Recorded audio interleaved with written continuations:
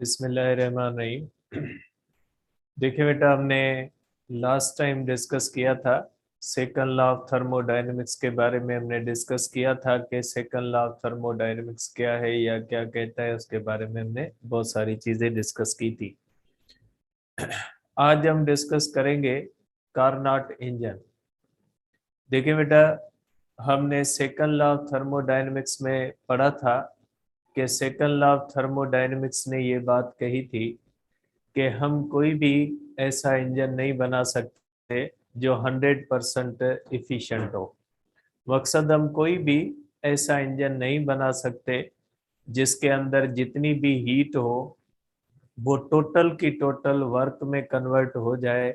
ऐसा होना पॉसिबल नहीं है, क्योंकि उसकी जो केल्विन स्टेटमेंट है, केल्विन प्लांक स्टेटमेंट भी जिसको कहा जाता है, उस केल्विन प्लांक स्टेटमेंट के मुताबिक अगर हम कोई इंजन बनाएंगे तो वो इंजन 100% हमारी गिवन हीट को वर्क में कन्वर्ट नहीं कर पाएगा। उसका सम पार्ट जो होगा वो एटमॉस्फेयर में या कोल्ड रिजर्वायर में एक्सपेल हो जाएगा। तो ये हमने पढ़ी थी सेकंड लॉ ऑफ थर्मोडायनेमिक्स में कि हम कोई भी ऐसा इंजन नहीं बना सकते जिसकी इफिशिएंसी 100% हो। फिर एक फ्रेंच इंजीनियर था कार्नोट, उसने एक ऐसे इंजन की डिजाइन पेश की जिस इंजन के बारे में हम कह सकते हैं कि जो ज्यादा से ज्यादा इफिशिएंसी हमें दे सकता है। तो ऐसा इंजन जो हमें ज्यादा से ज्यादा इफिशिएंसी दे सके, ऐसे इंजन के बारे में जो हमें डिजाइन पेश की थी वो कार्नोट ने पेश की थी, इसलिए हम इसको कहते हैं कार्नोट इंजन।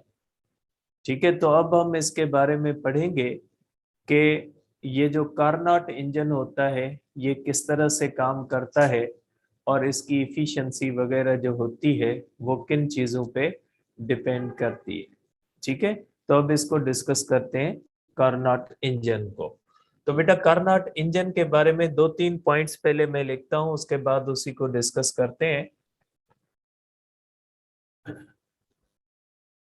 देखिए बेटा, कार्नोट इंजन, ठीक है, पहली बात ये कि बेटा ये हाइपोथेटिकल इंजन है। हाइपोथेटिकल इंजन का मकसद है ये एक ऐसा इंजन है जिसको प्रैक्टिकली आज तक नहीं बनाया जा सका है। ये जो इंजन है ये आज तक आप कह सकते हैं कि ये एक हाइपोथेटिकल इंजन है। ठीक है, तो आप इसके बारे में कह सकते हैं कि hypothetical engine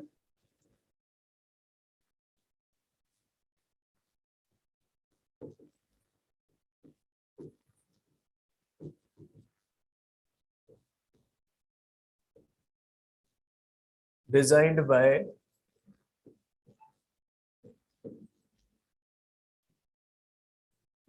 French engineer Carnot. ठीक है, इसलिए इसको कार्नोट इंजन कहा जाता है। आप कह सकते हैं कि ये फ्रेंच इंजीनियर था, सॉडी कार्नोट जिसका नेम था, उसने इसको बनाया था। ये हाइपोथेटिकल है, आज तक ये प्रैक्टिकल नहीं बनाया जा सका। आप ये कह सकते हैं कि ये आज तक प्रैक्टिकली नहीं बन पाया है। ठीक है, इसके बारे में आप कह सकते हैं कि ये इंजन जो होता है इसके अंदर चार प्रोसेसेस होते हैं, कंसिस्टेस फोर प्रोसेसेस।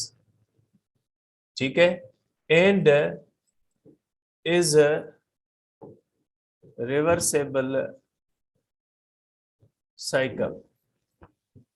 ठीक है, इसके अंदर रिवर्सेबल साइकिल होता है और इसके अंदर चार प्रोसेसेस होते हैं। कैसे होते हैं उनको डिटेल में मैं बताता हूं, जस्ट आप इसको लिख लें। अब ये चार प्रोसेसेस होते कौन से? एक होती है आइसोथर्मल एक्सपेंशन, आइसोथर्मल एक्सपेंशन। दूसरा जो प्रोसेस होता है वो होता है एडियाबैटिक एक्सपेंशन। ठीक है, ये होती है एडियाबैटिक एक्सपेंशन। तीसरा प्रोसेस होता है जो होता है आइसोथर्मल, आइसोथर्मल कंप्रेशन। और चौथा जो प्रोसेस होता है इसके अंदर वो होता है एडियाबेटिक, ठीक है, कंप्रेशन। इसके अंदर चार प्रोसेसेस होते हैं, इन चार प्रोसेसेस पे ये मुश्तमिल होता है। इसके बारे में इनिशियली ये बात माइंड में रखें कि ये एक ऐसा इंजन है जो एक हाइपोथेटिकल इंजन है। हाइपोथेटिकल इंजन का मकसद है कि ये प्रैक्टिकली अभी तक बना हुआ नहीं है, और ये जो इंजन है ये साइक्लिक प्रोसेस पे मुश्तमिल है। साइक्लिक प्रोसेस का मतलब होता है ऐसा प्रोसेस जिसकी इनिशियल स्टेट और फाइनल स्टेट सेम हो, तो ये साइक्लिक प्रोसेस पे काम करता है। और इसके अंदर चार स्टेप्स होते हैं जिनको आप चार प्रोसेसेस कह सकते हैं, कि ये चार प्रोसेसेस करके इनिशियल पॉइंट से वापस फाइनल पॉइंट पे आता है। और इसके बारे में माना जाता है कि इसकी इफिशिएंसी जो होती है वो ज्यादा से ज्यादा होती है। ठीक है, तो ये आगे हम इसको डिस्कस करते हैं। प्रोसेसेस के अंदर ये चार प्रोसेसेस के मैंने नेम भी लिख दिए कि ये चार प्रोसेसेस पे मुश्तमिल होता है। अब हम देखते हैं इसको कि ये चार प्रोसेसेस किस तरह से होते हैं या ये किस तरह से काम करते हैं। मैं इसको पहले डिजाइन को बना लेता हूं, इसके बाद हम इसको डिस्कस करते हैं। देखिए बेटा, इसके अंदर पहले जो प्रोसेस किया जाता है वो प्रोसेस किया जाता है आइसोथर्मल एक्सपेंशन। ठीक है, आइसोथर्मल एक्सपेंशन के लिए आपको पता है कि इसको रखा जाएगा हीट रिजर्वायर के ऊपर। आप ये समझें कि ये एक हमारे पास हीट रिजर्वायर है। ठीक है, ये सिलेंडर है और ये एक पिस्टन है। ठीक है, इसके अंदर होता है वर्किंग सब्सटेंस। आप ये समझे कि ये वर्किंग सब्सटेंस है 1 मोल ऑफ आइडियल गैस। आप इसको कह सकते हैं कि ये 1 मोल ऑफ आइडियल गैस आप ले लें भले इसको। ठीक है, और दूसरा जो प्रोसेस होता है इसके अंदर वो होता है, आपको पता है कि ये एडियाबेटिक एक्सपेंशन होती है। ठीक है, इसके अंदर हम इसको रख लेते हैं इंजन को। इस इंजन को हम रखेंगे इंसुलेटर के ऊपर। ठीक है, इंसुलेटर के ऊपर रखते हैं और इसके अंदर भी इस तरह से जो है वो आप कह सकते हैं कि वर्किंग सब्सटेंस के अंदर एक्सपेंशन आती है। ठीक है, सेकंड प्रोसेस है जिसको कहा जाता है एडियाबेटिक एक्सपेंशन। ठीक है, अब ये थर्ड प्रोसेस होता है। थर्ड प्रोसेस के बारे में आप कह सकते हैं कि ये आइसोथर्मल कंप्रेशन का प्रोसेस होता है। इस तरह से ये आप कह लें कि ये हमारे पास आइसोथर्मल कंप्रेशन होती है। आइसोथर्मल प्रोसेस हमेशा हीट रिजर्वायर पे ही होता है, क्योंकि इसको हीट देनी भी पड़ती है और हीट लेनी भी इसके अंदर पड़ती है। ठीक है, आप इसके अंदर कह सकते हैं कि इसके अंदर भी इस तरह से ये वर्किंग सब्सटेंस है। ये थर्ड प्रोसेस है, जिस थर्ड प्रोसेस के बारे में आप कहोगे कि ये आइसोथर्मल कंप्रेशन है। और ये हमारे पास है फोर्थ प्रोसेस। और ये जो फोर्थ प्रोसेस होता है ये है हमारे पास एडियाबेटिक, आप कह सकते हैं कि ये एडियाबेटिक कंप्रेशन है।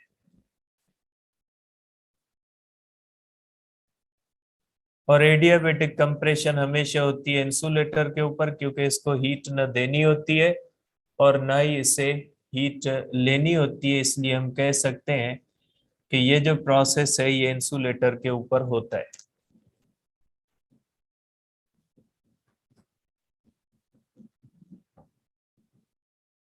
ठीक है बेटा, तो ये हो गया हमारे पास चार प्रोसेसेस पे मुश्तमिल है। ये पहला प्रोसेस है, इसको आप लिख सकते हैं आइसोथर्मल एक्सपेंशन। इसमें आइसोथर्मल एक्सपेंशन होती है, इसके अंदर होती है एडियाबेटिक एक्सपेंशन। मीन्स ये एक इंजन की डिजाइन है कि ये इंजन इस तरह से चार स्टेप्स में काम करेगा। ये आइसोथर्मल कंप्रेशन है। ठीक है, और ये हमारे पास है एडियाबेटिक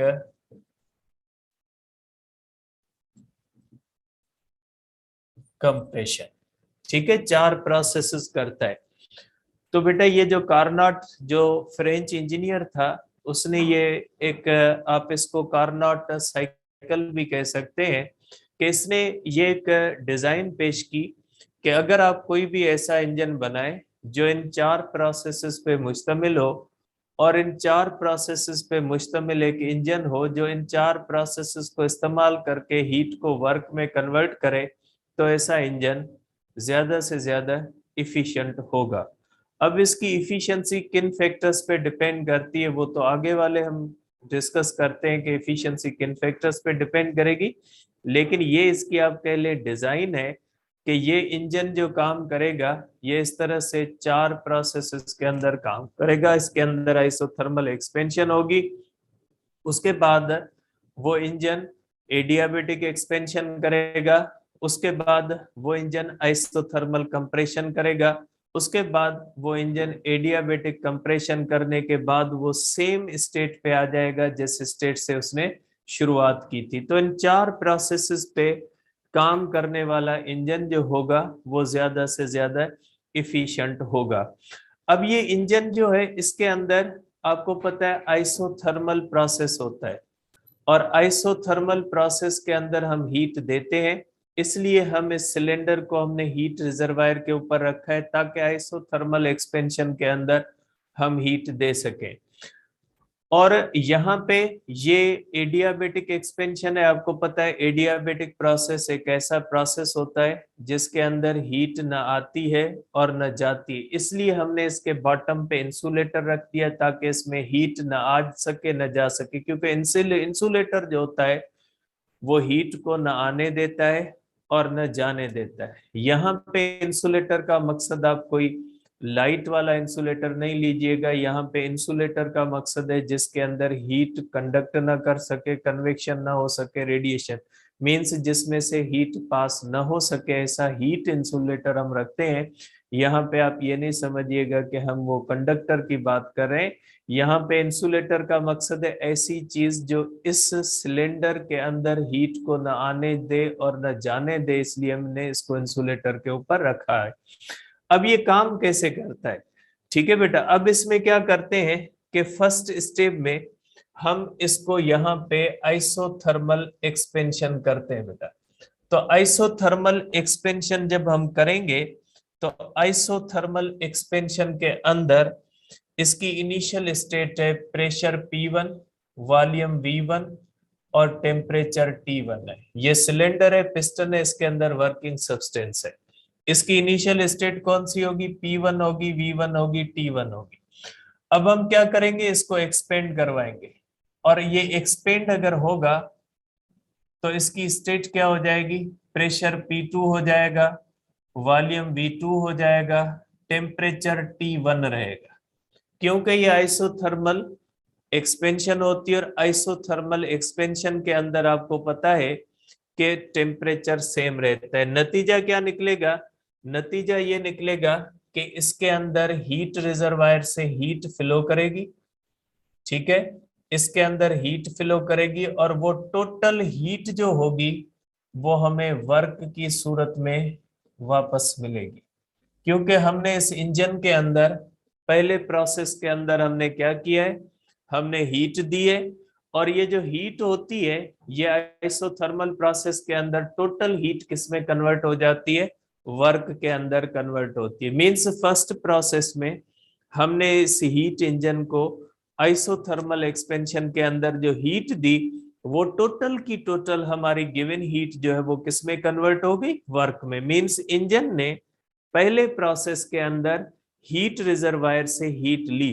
इसमें कभी कभी पूछा जाता है कि इंजन ने किस प्रोसेस के अंदर हीट ली, तो इंजन जो सराउंडिंग से हीट लेता है वो कौन से प्रोसेस के अंदर लेता है, वो लेता है फर्स्ट प्रोसेस के अंदर जो आइसोथर्मल एक्सपेंशन का प्रोसेस होता है।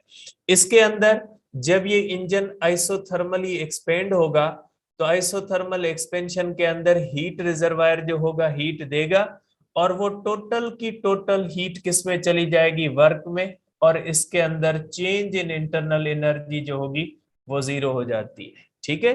तो इसका मतलब ये हुआ कि ये जो आइसोथर्मल कंप्रेशन हम इसके अंदर करेंगे, इसके अंदर हम हीट देंगे और वो हमारी गिवन हीट जो होगी वो टोटल की टोटल किस में कन्वर्ट हो जाएगी, वर्क के अंदर कन्वर्ट हो जाएगी।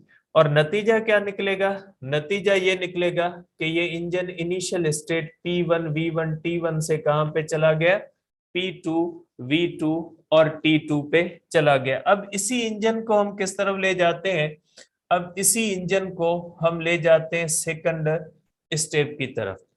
पहले हमने इंजन के अंदर आइसोथर्मल कंप्रेशन एक्सपेंशन की, अब उसी इंजन के अंदर हम क्या करेंगे, अब उसी इंजन के अंदर हम एडियाबेटिक एक्सपेंशन करेंगे। और एडियाबेटिक एक्सपेंशन के अंदर क्या होता है, एडियाबेटिक एक्सपेंशन के अंदर ये होता है कि प्रेशर यहाँ पे देखें, इसकी फाइनल स्टेट से यहाँ पे शुरू होंगे, क्योंकि इसी सेम सिस्टम की हम एडियाबेटिक एक्सपेंशन कर रहे हैं। ऐसा नहीं कि ये अलग है ये अलग है, नहीं, दो सेम है। पहले हमने इसी सिस्टम के अंदर आइसोथर्मल एक्सपेंशन की, अब इसी सिस्टम के अंदर हम क्या करेंगे, एडियाबेटिक। कोई दो सिलेंडर नहीं है, सिलेंडर सेम है, लेकिन मैंने दो डिफरेंट जगहों पे समझने के लिए बनाया कि फर्स्ट स्टेज में इसी सिलेंडर को आइसोथर्मल एक्सपेंशन की, अब यही सिलेंडर क्या कर लेगा, अब यही सिलेंडर जो होगा वो एडियाबेटिक एक्सपेंशन करेगा। और इसकी जो फाइनल स्टेट होती है ये इसकी क्या हो जाएगी, इनिशियल स्टेट हो जाएगी। P2 V2 T1 से ये स्टार्ट करेगा और ये एडियाबेटिक एक्सपेंशन करेगा और ये चला जाएगा P3 V3 और T2 पे, क्योंकि एडियाबेटिक एक्सपेंशन के अंदर न हीट आती है न जाती है। अगर ये एक्सपेंड करेगा तो इसमें ये वर्क करेगा, और ये जो वर्क होगा, ये हमें जो वर्क मिलेगा ये बराबर होगा चेंज ऑफ इंटरनल एनर्जी के। ठीक है, कि ये चेंज ऑफ इंटरनल एनर्जी के बराबर होगा, क्योंकि एडियाबेटिक एक्सपेंशन के अंदर इंटरनल एनर्जी की कास्ट पे क्या होता है, वर्क होता है। ठीक है, तो इसके अंदर क्या होता है, यही इंजन इस थर्मोडायनेमिक सिस्टम की इंटरनल एनर्जी को इस्तेमाल करके वर्क करेगा, और ये किस तरफ चला जाएगा, ये इसके अंदर वर्क जो मिलेगा ये किसके बराबर होगा, change of internal energy.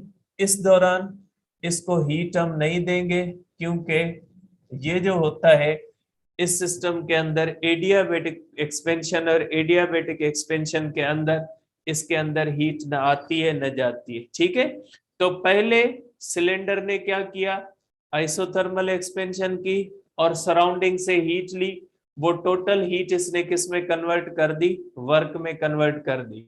Second step में इसने क्या किया, इसने एडियाबेटिक एक्सपेंशन की और इसने अपनी इंटरनल एनर्जी को इसने वर्क में कन्वर्ट कर दिया।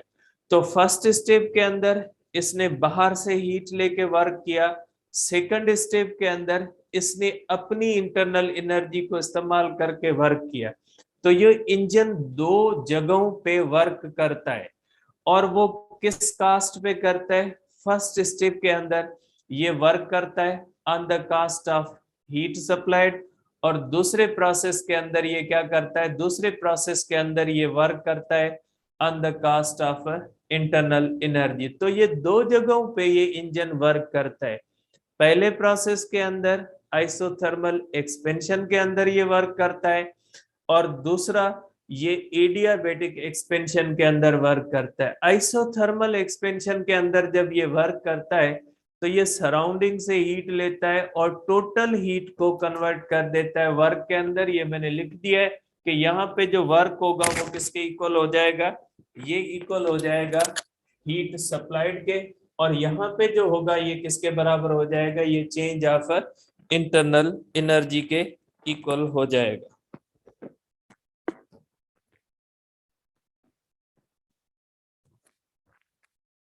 तो इस तरह से आप कर सकते हैं कि दो प्रोसेसेस के अंदर इसने वर्क किया है। ठीक है, और इसकी यहाँ पे initial state P1 V1 T1 change होके P2 V2 T1 हो गई, और यहाँ पे इसकी स्टेट इनिशियल जो इसकी फाइनल होगी वो इसकी इनिशियल होगी P2 V2 T1 से ये चला गया P3 V3 T2 पे। अब इसके बाद ये कौन सा प्रोसेस करेगा, इसके बाद ये प्रोसेस करेगा आइसोथर्मल कंप्रेशन, और आइसोथर्मल कंप्रेशन के अंदर हम क्या करेंगे, आइसोथर्मल कंप्रेशन के अंदर इसके ऊपर हम वर्क करेंगे और इसकी इनिशियल स्टेट, इसकी फाइनल स्टेट होगी P3 V3 और T2, क्योंकि ये सेम सिलेंडर है, पहले आइसोथर्मल एक्सपेंशन की, एडियाबेटिक एक्सपेंशन की, अब ये क्या कर रहा है, ये कर रहा है आइसोथर्मल कंप्रेशन। और इसका नतीजा क्या निकलेगा, जब हम इसके ऊपर वर्क करेंगे तो इसकी स्टेट हो जाएगी, इसकी आप कह सकते हैं कि इसकी स्टेट जो होगी ये हो जाएगी P4 V4 और T जो होगी वो सेम रहेगा, क्योंकि आइसोथर्मल कंप्रेशन या आइसोथर्मल एक्सपेंशन के अंदर इसका टेम्परेचर सेम रहता है। लेकिन जब कंप्रेशन करेंगे तो ऊपर वर्क करेंगे और वो वर्क जो होगा ये डेल्टा क्यू की सूरत में हमें वापस मिल जाएगा और इसके अंदर चेंज ऑफ इंटरनल एनर्जी 0 होती है। तो थर्ड स्टेप के अंदर हम क्या करेंगे, इसको आइसोथर्मली कंप्रेस करेंगे, नतीजा ये निकलेगा कि इसके ऊपर जितना वर्क करेंगे वो हीट की सूरत में क्या आ जाएगा, बाहर आ जाएगा, क्योंकि आइसोथर्मल एक्सपेंशन के अंदर जितनी हम हीट देते हैं वो वर्क में जाती है और आइसोथर्मल कंप्रेशन के अंदर जितना वर्क करते हैं वो हीट की सूरत में बाहर आता है। ये इक्वल होगा, जितनी यहां से हीट गई है उतनी हीट यहाँ पे वापस आ जाएगी, इसीलिए हम इसको कहते हैं साइक्लिक प्रोसेस, क्योंकि सॉरी रिवर्सेबल प्रोसेस, क्योंकि जितना इसके अंदर हीट हो गई उतनी हीट इसके अंदर वापस आ गई। और रिवर्सेबल प्रोसेस के अंदर होता ही है जिसको एग्जैक्टली अपोजिट ऑर्डर के अंदर हम ला सके, जिसमें जितना गिवन हो उतना वापस मिल सके। तो इस प्रोसेस के अंदर यहाँ पे जितनी हीट गई उतनी हीट हमें यहाँ पे वापस मिल गई, ठीक है। फर्स्ट प्रोसेस के अंदर इसने हीट लेके वर्क किया और थर्ड प्रोसेस के अंदर इसने सराउंडिंग से वर्क लेके क्या दिया है, हीट हमें क्या दे दिए, वापस दे दिए, और इसकी स्टेट जो होगी इसकी ये हो जाएगी, ठीक है। अब इसके बाद ये क्या करेगा, ये आ गया यहाँ पे, इसके बाद ये आ जाएगा यहाँ पे। अब हम क्या करेंगे, इसको एडियाबेटिक एक्सपेंशन करेंगे, सॉरी एडियाबेटिक कंप्रेशन करेंगे, और जिसका नतीजा क्या निकलेगा कि हम इसके ऊपर फर्दर वर्क करेंगे और फर्दर वर्क करने के बाद इसकी स्टेट जो होगी P4 V4 T2 से किस तरफ चली जाएगी, P1 V1 और T1 की तरफ चली जाएगी। ये जिस स्टेट से इसने शुरू किया, P1 V1 T1 से शुरू किया, फाइनली कहां पे आ गया, P1 V1 T1। देखें फाइनली जितना ये वॉल्यूम था उतना इसका इनिशियल जितना वॉल्यूम था उतना फाइनल वॉल्यूम हो गया। तो ये जो फोर्थ प्रोसेस होता है इसके अंदर भी हम इसके ऊपर वर्क करते हैं और नतीजे में क्या होता है, इसके अंदर डेल्टा क्यू 0 होती है, क्योंकि ये एडियाबेटिक कंप्रेशन है, इसमें हीट ना आएगी ना जाएगी, और इसकी इंटरनल एनर्जी की चेंज जो होगी, ये चेंज इन इंटरनल एनर्जी जो है ये किसके बराबर हो जाएगी, वर्क के बराबर हो जाएगी। जितना वर्क करोगे उतनी इंटरनल एनर्जी इसकी बढ़ जाएगी। यहाँ पे जितनी इंटरनल एनर्जी कम होगी उतना वर्क होगा, और यहाँ पे जितना वर्क होगा उतनी इंटरनल एनर्जी बढ़ जाएगी, और ये सिस्टम जिस स्टेट से स्टार्ट किया उसी स्टेट पे वापस आ गया, और ये फिर इसी तरह से कंटिन्यू करेगा। इसीलिए हम इसको कहते हैं साइक्लिक प्रोसेस, कि जिस स्टेट से इसने शुरू किया उसी स्टेट से वापस आ गया। इन चारों प्रोसेसेस के अंदर इसने यहाँ पे हीट ली, वर्क किया, यहाँ पे इंटरनल एनर्जी की कास्ट पे वर्क किया, यहाँ पे इसके ऊपर वर्क हुआ, हीट की सूरत में बाहर आया, यहाँ पे इसके ऊपर वर्क हुआ, वो किस में चला गया, इंटरनल एनर्जी में। यहाँ पे मैंने इंटरनल एनर्जी और वर्क की साइन इस्तेमाल नहीं की है, मैंने सिंपली आपको ये कहा है कि यहाँ पे वर्क इंटरनल एनर्जी को बढ़ाएगा, यहाँ पे इंटरनल एनर्जी की डिक्रीज जो होगी वर्क में जाएगी। मैंने माइनस प्लस साइन इस्तेमाल नहीं की है। आप ये नहीं समझिएगा कि यहाँ पे दोनों चीजें सेम है, यहाँ पे इंटरनल एनर्जी कम होती है तो वर्क होता है, और यहाँ पे इंटरनल एनर्जी बढ़ती है वर्क होने की वजह से, दोनों में डिफरेंस है। तो ये कार्नोट ने एक साइकिल पेश किया था कि अगर हम कोई सिलेंडर और पिस्टन लें और उसको इन चारों प्रोसेस से गुजार के जिस स्टेट से हमने शुरू किया है उसी स्टेट पे हम इसको वापस ले आए। तो इस तरह से जो इंजन बनेगा, जो इन चार प्रोसेसेस पे काम करेगा, तो ये जो इंजन होगा ये ज्यादा से ज्यादा इफिशिएंट होगा। ठीक है, जिस इंजन के अंदर ये चार प्रोसेसेस होते हैं, isothermal expansion, adiabatic expansion, isothermal compression और एडियाबेटिक कंप्रेशन, अगर ये चार प्रोसेसेस होते हैं तो इन चार प्रोसेसेस पे मुश्तमिल जो भी इंजन बनेगा वो इस तरह से ज्यादा इफिशिएंसी शो करेगा, या उसकी इफिशिएंसी जो होगी वो ज्यादा से ज्यादा होगी। इसको हम कहते हैं कार्नोट साइकिल। अब इसको आप एक और सेंस में भी ले सकते हैं कि ये पोजीशन ए कहलाती है, ये पोजीशन बी कहलाएगी। ठीक है, ये पोजीशन बी से शुरू करेगा, ये पोजीशन सी इसकी फाइनल है, ये पोजीशन सी से शुरू करेगा और ये इसकी डी फाइनल है, ये पोजीशन डी से शुरू करेगा और ये इसकी पोजीशन वापस ए आ गई। कि ये पोजीशन ए से शुरू करके बी पे गया, ये बी से शुरू करके सी पे गया, ये सी से शुरू करके डी पे आया, ये डी से शुरू करके वापस ए पे आ गया। तो चार प्रोसेसेस के मुश्तमिल ये ए से शुरू होता है और ए पे वापस आता है। तो ऐसे प्रोसेस के अंदर आप कहेंगे कि ये साइक्लिक प्रोसेस है। अब अगर इसका पीवी डायग्राम हम बनाए तो इसका पीवी डायग्राम ये बनेगा बेटा।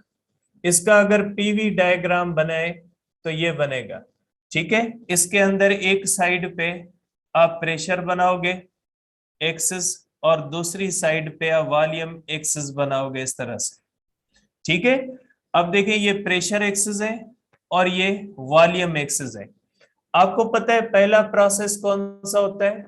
आइसोथर्मल एक्सपेंशन होता है। और आइसोथर्मल एक्सपेंशन का ग्राफ आपको पता है इस तरह से होता है। और आइसोथर्मल एक्सपेंशन के अंदर हम कहां से जाते हैं? ए से बी पे जाते हैं। ये हो गई पॉइंट ए और ये हो गई पॉइंट बी, क्योंकि आइसोथर्मल प्रोसेस का ग्राफ इस तरह से होता है। दूसरा होता है एडियाबेटिक एक्सपेंशन का। एडियाबेटिक एक्सपेंशन का ग्राफ थोड़ा इससे जो होता है वो स्टीपर होता है। ये थोड़ा बड़ा भी होता है, हॉरिजेंटल होता है, स्टीपर होता है। ये बी से चले गए हम सी पे, इसके अंदर हम कहां पे गए? बी से सी की तरफ चले गए। और तीसरा प्रोसेस कौन सा है? Isothermal compression. आइसोथर्मल कंप्रेशन का ग्राफ आपको पता है एरो ऊपर की तरफ होता है। सी से हम किस तरफ चले गए? सी से चले गए हम डी की तरफ, सी से हम चले गए डी की तरफ। और चौथा प्रोसेस कौन सा होता है? एडियाबेटिक कंप्रेशन होती है। एडियाबेटिक कंप्रेशन का ग्राफ इस तरह से होता है। तो ए से शुरू होके हम कहां पे आ गए? वापस ए पे आ गए। इसलिए इसका ग्राफ जो होता है वो इस तरह से बनता है। और इसके अंदर ये जो होती है इसको कहा जाता है एरिया बाउंडेड बाय कर्व। और ये जो होती है इसको कहा जाता है एरिया बाउंडेड बाय कर्व। और ये किसके इक्वल होती है? ये इक्वल होती है वर्क के। जितनी एरिया बाउंडेड बाय कर्व ज्यादा होगी उतना वर्क जो इस इंजन का होगा वो ज्यादा होगा। तो यहाँ पे इसके अंदर इंजन के अंदर जो वर्क होता है वो किसके बराबर होता है? Area bounded by curve. क्योंकि ये इंजन चार प्रोसेसेस पे मुश्तमिल है इसलिए इसके ग्राफ के भी चार हिस्से होंगे। आइसोथर्मल एक्सपेंशन का ग्राफ नीचे की तरफ होता है, एडियाबेटिक एक्सपेंशन का नीचे की तरफ, आइसोथर्मल कंप्रेशन इस तरह वापस, एडियाबेटिक कंप्रेशन वापस। इन दोनों प्रोसेसेस में एक्सपेंशन होती है, इन दोनों प्रोसेसेस के अंदर कंप्रेशन होती है। ए से शुरू होकर प्रोसेस कहां पे आ जाता है? वापस ए पे आ जाता है। और इसके अंदर एक एरिया जो होती है ये बाउंडेड हो जाती है और ये एरिया बाउंडेड बाय कर्व किसके बराबर हो जाती है? वर्क के बराबर होती है। तो ये देखें जो मैंने 3 पॉइंट्स लिखी हैं कि ये हाइपोथेटिकल है। हाइपोथेटिकल इसलिए क्योंकि ये आइसोथर्मल प्रोसेस आपको पता है खुद जो होता है ये एक हाइपोथेटिकल प्रोसेस है, क्योंकि इसके अंदर 100% हीट वर्क में चली जाती है।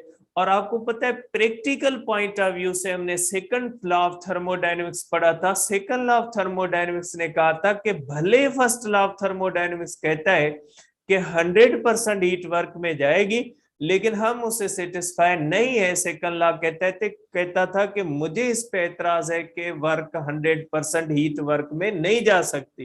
तो according to the second law of thermodynamics, Carnot engine के अंदर जो आइसोथर्मल प्रोसेस होगा ये नहीं हो सकता। अगर आइसोथर्मल एक प्रोसेस नहीं हो सकता मींस ये प्रैक्टिकली हम नहीं बना सकते, इसलिए हमने इसको कहा है हाइपोथेटिकल।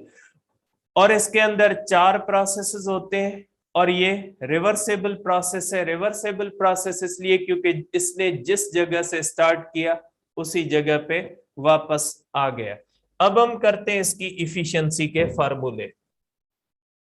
अब हम करते हैं कि इसकी इफिशिएंसी किन फैक्टर्स पे डिपेंड करती है या किन चीजों पे डिपेंड करती है। देखिए बेटा, इफिशिएंसी का मकसद क्या होता है? इफिशिएंसी का मकसद होता है आउटपुट अपॉन इनपुट। देखिए बेटा, इसके अंदर आउटपुट होता है वर्क और इनपुट हीट होती है Q1। जो इनपुट यहाँ पे हीट होती है ना, उसको हम कहते हैं इनपुट हीट को हम कहते हैं Q1। तो आप इसकी इफिशिएंसी का पहला फार्मूला ले सकते हैं कि efficiency is equal to work upon Q1। अब आपको पता है work is equal to heat input minus heat expelled. बेटा अगर सपोज करें वर्क कितना होगा, एक इंजन है जिसको हमने 100 जूल हीट दी, उसमें 50 जूल वर्क हुई और 50 जूल गई सराउंडिंग में। तो इसका मतलब है 100 माइनस 50, हमने हीट कितनी दी और कितनी एक्सपेल हो गई, उन दोनों में डिफरेंस जो होता है वो वर्क के बराबर होता है। देयरफॉर आप कर सकते हैं is equal to Q1 minus Q2 upon Q1। इसको आप लिख सकते हैं Q1 upon Q1 minus Q2 upon Q1। तो इफिशिएंसी ये चला जाएगा 1 माइनस Q2 अपॉन Q1। ये भी इफिशिएंसी का फार्मूला हो सकता है। यहाँ पे Q1 जो होता है वो होता है हीट सप्लाइड को जाहिर करता है कि हमने कितनी हीट सप्लाई की, और Q2 जो होता है वो होता है हीट एक्सपेल्ड के कितनी हीट जो है वो जाया गई, हमारी वर्क में कन्वर्ट नहीं हुई, उन दोनों के दरमियान डिफरेंस। इसका मकसद है आपने हीट दी और कितनी हीट जाया गई, उन दोनों में जितना डिफरेंस ज्यादा होगा उतना वर्क ज्यादा होगा। डिफरेंस कम होगा वर्क कम होगा, डिफरेंस ज्यादा होगा वर्क ज्यादा होगा। आल्सो आप इसको इस तरह भी लिख सकते हैं 1 माइनस T2 अपॉन T1। ठीक है, और T1 जो होता है ये टेम्परेचर ऑफ हॉट रिजर्वायर होता है। हॉट रिजर्वायर होता है, हीट रिजर्वायर आप कह लें। और T2 जो होता है टेम्परेचर ऑफ कोल्ड रिजर्वायर या कंडेंसर भी जिसको कहा जाता है। ठीक है, जो हम हीट देते हैं जिससे उसको हॉट रिजर्वायर कहा जाता है, और जो हीट लेता है उसको कोल्ड रिजर्वायर कहा जाता है। तो इंजन को हम हीट देते हैं और जो रिमेनिंग हीट होती है वो कोल्ड रिजर्वायर में जाती है। तो हीट रिजर्वायर जो हीट देता है उसके टेम्परेचर को T1 कहा जाता है, और कोल्ड रिजर्वायर जो हीट लेता है उसको T2 कहा जाता है। ठीक है, अब ये भी इफिशिएंसी का फार्मूला है कि ये इफिशिएंसी का फार्मूला आप इस तरह से लिख सकते हैं। इस इफिशिएंसी के फार्मूले से आप कह सकते हैं कि इफिशिएंसी इज इक्वल टू आप लिख सकते हैं T1 minus T2 upon T1। LCM के थ्रू अगर आप करोगे एलसीएम T1 होगी तो T1 माइनस T2 होगा, एलसीएम के थ्रू आप कर सकते हैं। तो इफिशिएंसी के बारे में आप कर सकते हैं कि डेल्टा T अपॉन T1। तो इफिशिएंसी ऑफ हीट इंजन का ये फार्मूला आ गया कि इफिशिएंसी जो होती है वो इक्वल टू होती है delta T upon T1। Means efficiency जो होती है वो डिपेंड करती है difference of temperature between heat जो hot reservoir and cold reservoir. अब टाइम हो गया इफिशिएंसी की पॉइंट्स रहती है कि इफिशिएंसी किन फैक्टर्स पे डिपेंड करती है, कौन से फैक्टर की वजह से इफिशिएंसी कम होगी ज्यादा होगी, इंशाल्लाह कल डिस्कस करेंगे। इफिशिएंसी की डिपेंडेंस के फैक्टर रहते हैं, ये इंशाल्लाह कल वाले लेक्चर में डिस्कस करेंगे।